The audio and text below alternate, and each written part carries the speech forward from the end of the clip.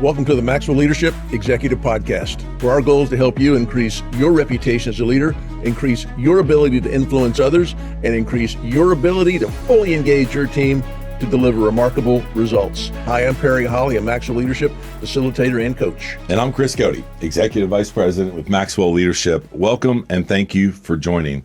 As we get started, I want to encourage you to visit this podcast. Click on it on wherever you get your podcasts. And if you go there, we have a form for you. Fill that out.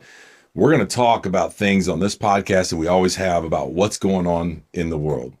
Not the world in general, but in your corporate world, in your teams. What does that look like? And so, man, we would encourage you to fill out that form and give us some ideas and some thoughts, maybe about what you're challenged with. And then more importantly, if you need help, we would love to be able to help you do that in the field directly with your team. Go to maxwellleadership.com/podcast, and you can also do that there as well. Well, today's topic, and I love this, we're going to talk about 3 signs of accountability and performance. And what I love about this title you came up with is that I feel like one is tied to the other, right? Like you can have them separate, but man, if you can figure it out, they're going to flow together really well. Yeah, if your team's not accountable, your performance is probably lagging. And if the performance is lagging, I'm guessing people aren't accountable. That's right. Yeah, this comes up on coaching calls from time to time. And I just had a recent one where the executive said that my team just doesn't seem to be taking accountability. We're not making our number, and nobody seems to, to be taking accountability. That's often a little bit of a catch. It's fun to say. I hear people say, "Oh, they're not motivated." Well, what does that mean? Okay, they're not being accountable. What does that mean? What are you seeing? Well, we had a fantastic conversation, and it occurred to me as I glommed on to my definition, what I love about accountability being ownership. The 3 things that I talked about with this leader and others and the 3 things that I would talk about today are the team, are they maintaining a standard of performance? We're going to talk more about what that is. Are they demonstrating ownership? This is accountability. And are they overcoming the circumstances that, and we call that excuses, that get in the way of accountability? Now, just to give credit where I picked up a lot of this, what I love about accountability was from the Oz principle, and the authors there really talked about accountability being that you make a decision to rise above the circumstances, and there are always circumstances. Always. To demonstrate ownership to get the result. Yeah. And so I have this going in my head when people are telling me we're not getting the result. Well, are people taking ownership? Are they? And then this gentleman said they're not accountable and we're not getting results. So that's where it all comes from. And I want to talk about those 3 things because I think they're easy to say and maybe a little harder to define. I think they're easy to say. And I think even myself and or other leaders that we work with, they would go, "Oh yeah, we have all those." Right. But then they're still asking you on a coaching call, like, what's going on? How come we're not producing the results? And I love the simplicity of this. Not easy to do, but simple. And then so we'll dive into that. So let's start with number 1.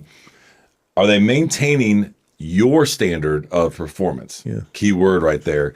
And I think it's a great place to start of all of these. It's like we have to set the framework.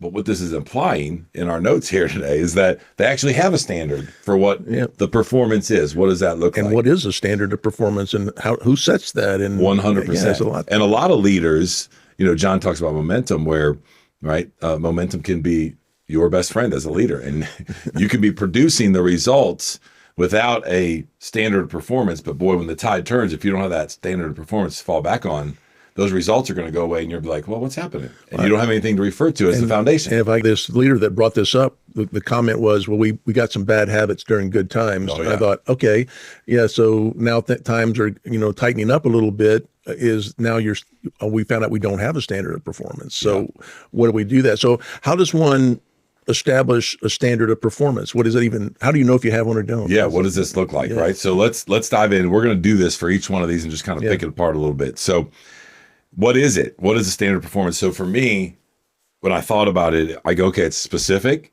it's actionable, things that are tied to what my end result is. We've always heard start with the end in mind.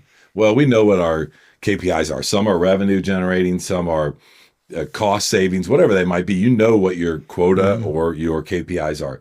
Well, then you got to back into that and you got to say, all right, here's what we are going to do specifically. Here are the actions. What does that look like? And it's going to lead to that. That becomes your standard of performance, and that's your expectation as a leader in the room. Yeah. I think about it a lot on the sales side, but it's in every role. Manufacturing, doesn't matter what it is. You need to have a standard of performance for every single team member. It's how we do things. It's That's our process. It's the standard that we hold ourselves to. I think about a book I picked up years ago, but it was the late football coach, Bill Walsh, was coaching the 49ers back in the Joe Montana days. But he had a book that was titled "The Score Will Take Care of Itself." I go, what football coach in his life ever said that? Yeah. So I'm fascinated, and I start reading, and Walsh, his whole take was, we have a standard of performance. We don't practice on how to run the score. We practice on how to do our job. That's good. We practice on what each person's role is and the standard which they do their job. And I love that. So we'll go back to your example about the sales team. Is your sales team, and I know your sales team, they have a process. They have a standard. I don't see them wandering around the office, chitty-chatting at the water cooler. They are on the phone, calling clients, calling prospects, following up on leads. They know they need to make so many calls a day, so many a week. Yep. They have so many leads to follow up. They have small, seemingly insignificant metrics that aren't tied. We're going to get to the revenue, but that's not what they're trying to get a daily action. That's right. What they call the dailies that they get done. That's it. And the reason for this, the purpose of having this, for me, is it's what we can hold each other accountable to.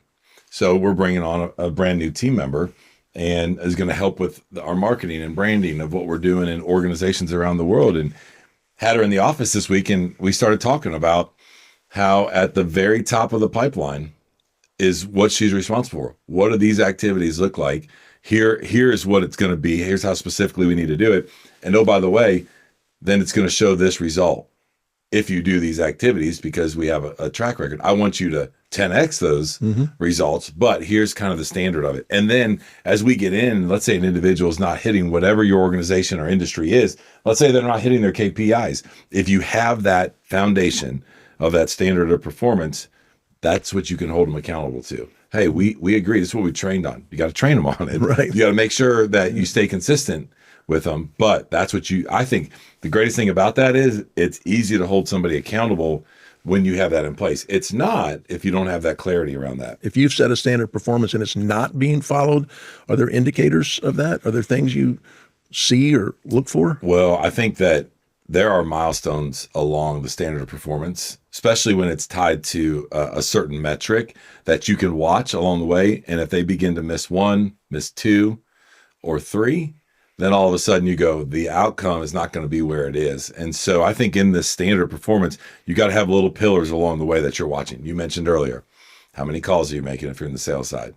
Well, I know that if you're starting to short those calls, then the proposals are going to start dropping down. Well, then you get all the way back and you go, oh, well, the root of the problem, there's this phrase that sometimes I'll use. I'll be like, hey, when there's no fruit, there's a root problem, right? So go all the way back to the root, and the root oftentimes is the foundation of what you're doing, and that's the standard of performance. And I notice on our weekly calls with the team, you always the first part of the business part of the meeting is you show the numbers, but it has to do. It starts with how many leads against our, and so the person that's generating the leads then goes to the sales, and then how many calls do they.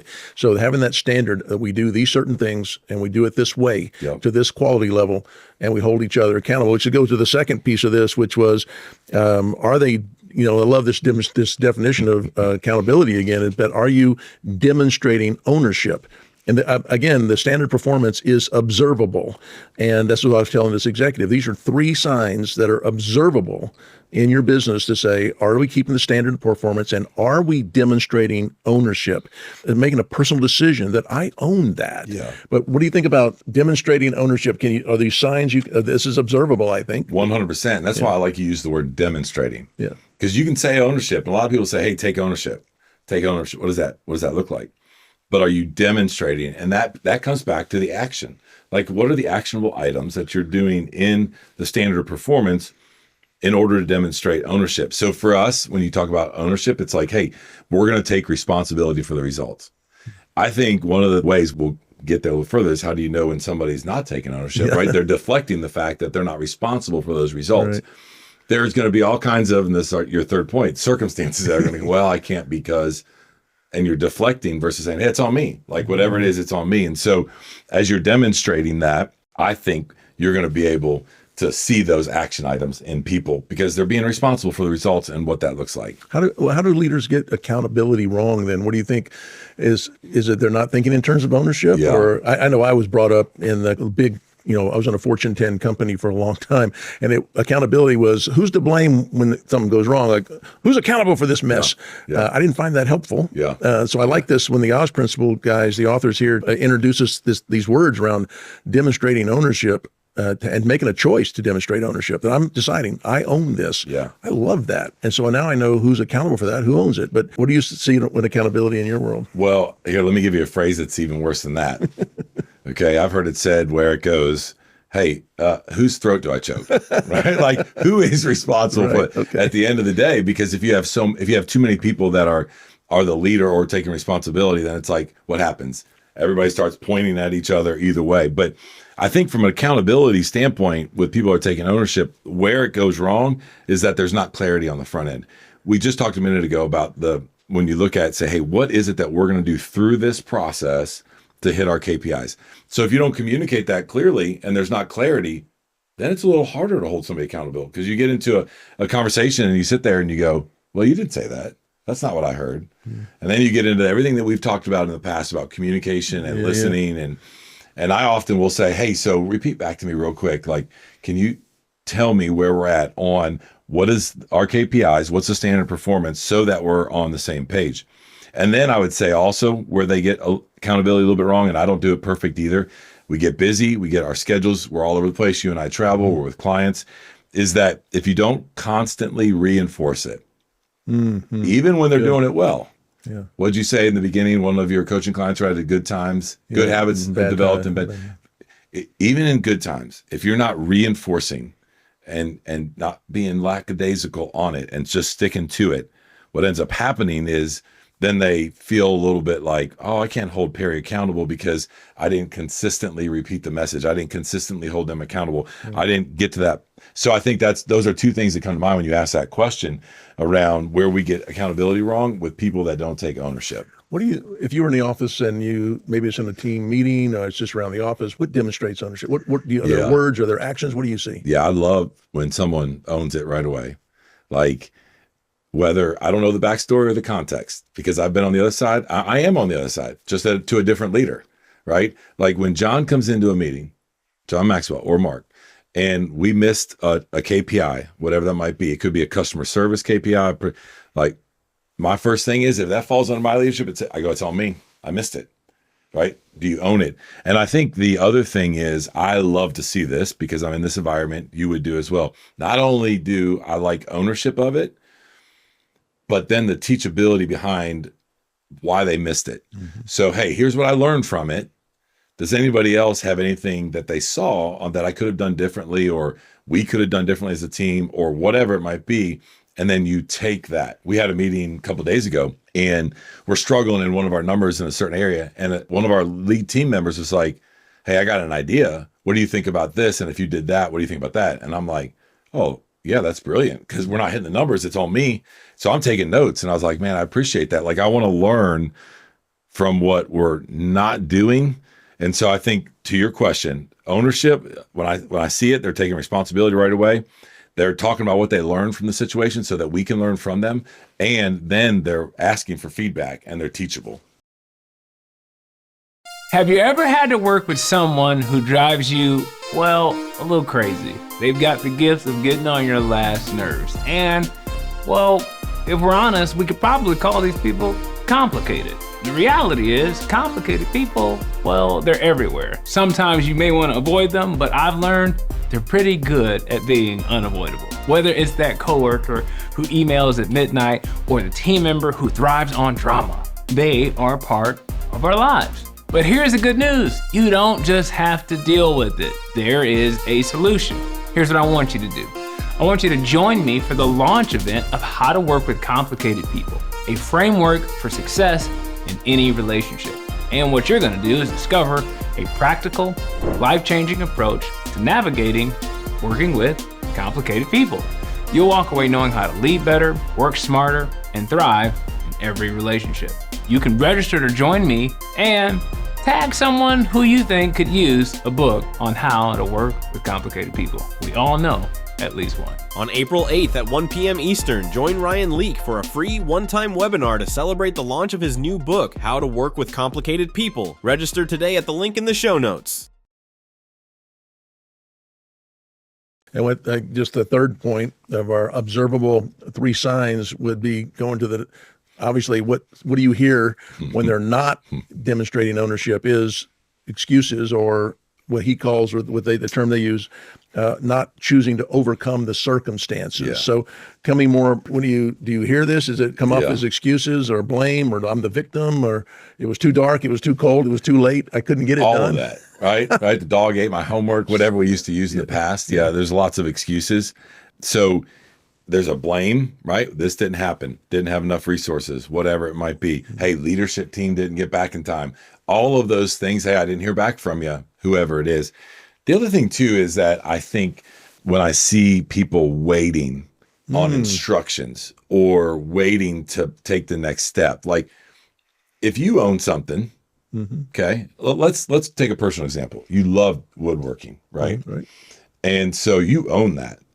And you recently did a project for Sarah and myself and for our house. And you took responsibility, even if, right, the measurements came from me, which was a big problem. And you kept saying, well, I understand that, but I own this and I want it to work and I want it to fit. And I was like, you understand who's measuring for you? Like, we did it long distance because we live an hour or so apart, and Perry wanted to come over, and I was like, no, I got this. And Perry's like, oh God, I got You don't got this. you don't got this, right? But you just kept moving forward. You weren't waiting on the measurements for me. Matter of fact, when I finally got the measurements for you, you're like, hey, look what I already. So it's the same thing on teams. Like, I love to see initiative. I'd much rather pull somebody back than have to be, push them like, forward, let's go, right? Right. And so I think that shows me a little bit of ownership in what they're doing as well. And so those are just a couple of things that are big to me that I don't see in people when they're not demonstrating ownership. Yeah, it's really great. And I think about, as a leader, what can we do to help overcome circumstances? I think, go back to the previous one, are they demonstrating ownership? Do they know they own it? Have we communicated clearly what you own? So this may be a roles and responsibilities type of a conversation. Do you know that's on you? And then I love what you just said about, are they demonstrating ownership by, you don't have to keep asking about it. They keep coming. They come prepared. They know, I own this and I've not made progress. And then, why haven't you made progress? And then, I'm listening. Are you going to give me a circumstance, an excuse, or are you going to tell me yes, I found out it was harder than I thought, but here's what I've done about it. Yeah. Okay, that's demonstrating ownership to me. And things happen. We know things happen. Yes. And you're going to miss goals and you're going to fail and all that kind of stuff. That's great. Circumstances are going to be there, but are you letting the circumstance derail your ownership? I can observe that with my eyes. I can see and hear around the office. I'm sensing you don't have full ownership of this. And, so are there things leaders can do other than just making sure that you own it? What do you think? So this is a culture thing. And so we talk a lot about culture of an office, of a team, an environment, right? And it's our responsibility as a team lead, whatever it is, to drive that culture. We talk a lot about team engagement.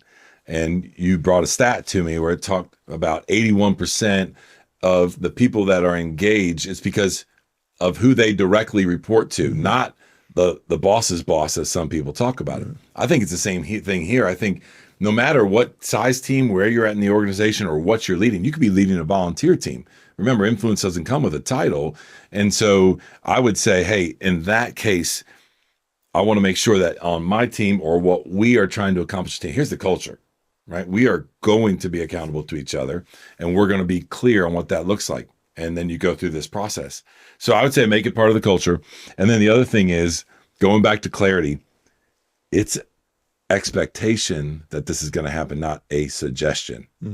I've been in some conversations under my leadership where they're like, well, I didn't know that is exactly what I was supposed to do. I thought we were just talking about some options, and then I went and did this. Right. So then after I took a long breath and walk around the office and didn't come back. No, I'm just kidding. I went and I was like, oh, no, okay, it's on me. So I didn't communicate clearly. And I have this little phrase that I use periodically with my team, which is individual responsibility, collective pride. And so we have to take individual responsibility for every single role that we do, because it funnels up to the bigger picture so that we can collectively have pride as a team.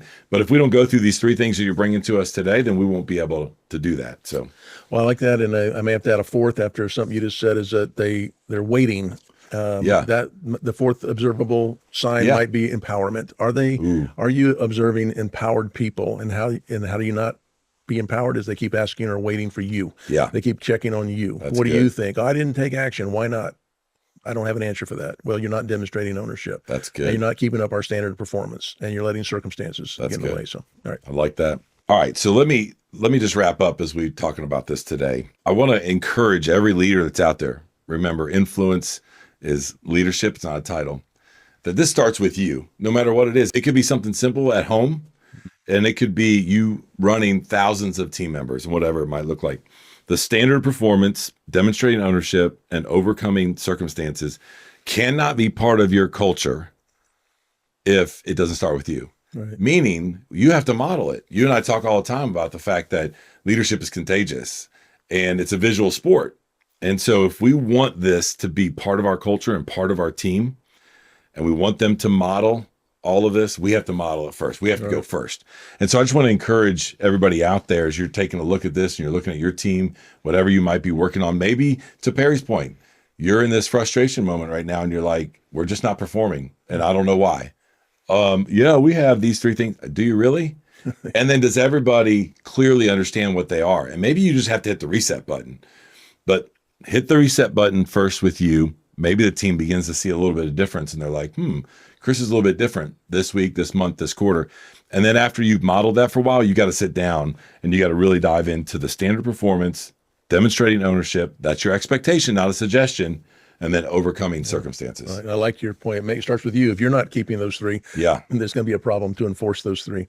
All right. Terrific. Chris, thank you so much. And again, if you'd like to know more about our offerings, if you want to leave us a comment or a question, if you'd like to see what other podcasts we have in our podcast family, you can do all of that at maxwellleadership.com/podcast. You can leave us a comment or a question there. We love hearing from you and very grateful you spend this time with us. That's all today from the Maxwell Leadership Executive Podcast.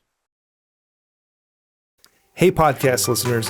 Many of you listening right now would probably love the autonomy that comes with owning your own business or becoming a coach that helps other businesses succeed. Well, we have a phenomenal strategy where you are 100% in control of your own business, earning income on your own terms, and have access to the people, tools, and resources you need to build a thriving leadership development business.